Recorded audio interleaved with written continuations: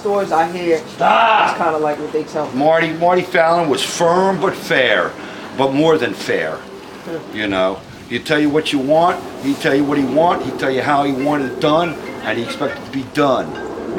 That's it. You know, I'll tell you, back in the day, I wasn't exposed to this. Is no kidding. When he first hires somebody, you pay him what's called green groom's pay. If you were green, right? Which is, if a groom's making $200 a week, he pay a new groom $150, and he would call it green groom's pay. Did he prove himself? And then if you see that he could tack a horse up, then he'd bump him up. I mean, you paid your dues back in the day.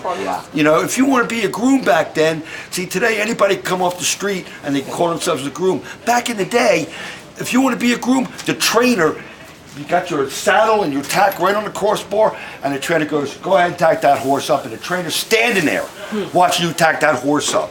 And he knows right away if you're going to make it or not. If you don't like the way you tack a horse up, sorry, we can't use you.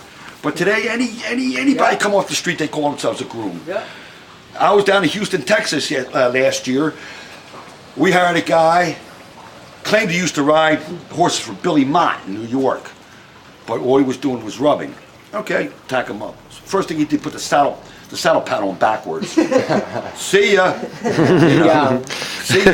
Don't want to be. That's the way it was, you know. Yeah. But it's all different than it was today, you know. Yeah. A lot different. See, back then the grooms knew more about the damn horse than the trainer did, and it was the grooms that would report to the veterinarian, you know, with problems. Today, they're not even called grooms. I call them workers, stall muckers. They're told what to do. They don't know why they're doing what they're doing. They're doing it because the trainer tells them what to do. You don't have people that feel legs, touch legs. The real horsemen. You know, real horsemen anymore. You don't have it no more. And a lot of that has to do with the downfall of horse racing. You don't even get good help anymore. You know, it doesn't matter whether you're over the border or you're from this country.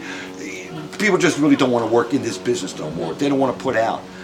They don't want to put out anymore. You know, and the saying about it getting in your blood is so true. It never leaves you.